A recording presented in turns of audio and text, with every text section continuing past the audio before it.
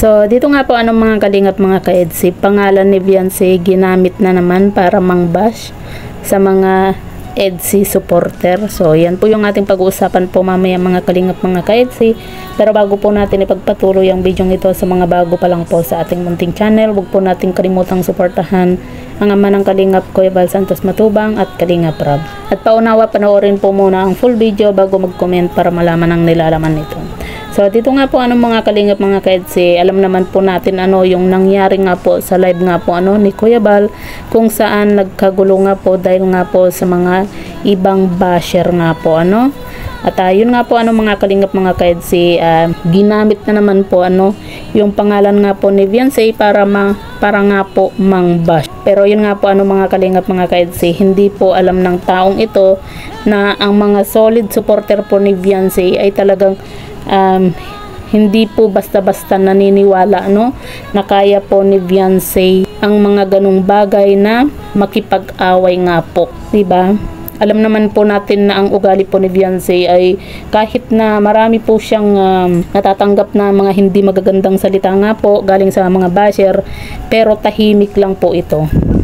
Kaya nga po, alam po ng mga solid supporter nga po ano ng EDSI na hindi po kaya ni Beyonce na makipag-away, lalo na po sa live nga po ni Kuya Val kung saan debut po ni Pau Pau, di ba? Kaya mag-ingat po tayo ano mga kalingap mga ka-EDSI sa mga gumagamit nga po ano ng pangalan nga po ni Beyonce. Kaya wag po tayong basta-basta na lang maniniwala sa mga paninira po dito kay Beyonce nga po ano mga kalingap. At kung matatandaan nyo po ano mga kalingap mga ka-EDSI, yung isa ko pong reaksyon nung nakaraang araw nga po ano mga kalingap, yung may gumagamit nga po ano sa pangalan nga po ni Beyonce. Kaya mahirap po talaga na magtiwala po ngayon. Kaya wag din po tayong basta-basta po maniniwala kung may mga gumagamit po ng pangalan ni Beyonce, na lalo na po kapag may mga sinasabi po ano na hindi magaganda. Ibig sabihin po nun ano mga kalingap ay hindi po yun si Beyonce.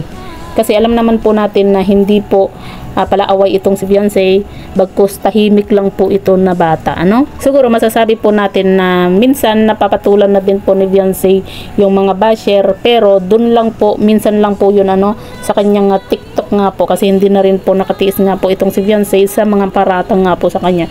Kaya nagpost po siya, diba, doon sa kanyang TikTok account nga po, na kung saan sinasabi nga po niya na hindi po siya nagpapawakwak, diba? Kaya ingat po tayo ano mga kalingap sa mga gumagamit nga po ano ng pangalan nga po ni Beyonce. Kaya wag po tayo basta-basta maniniwala nga po kung merong mga paninira nga po ano dito kay Beyonce, kasi alam po natin na lahat po ay alam naman po natin na yung mga basher ay talagang ginagawa po lahat ano para masira lang po itong si Beyonce nga po ano mga kalingap.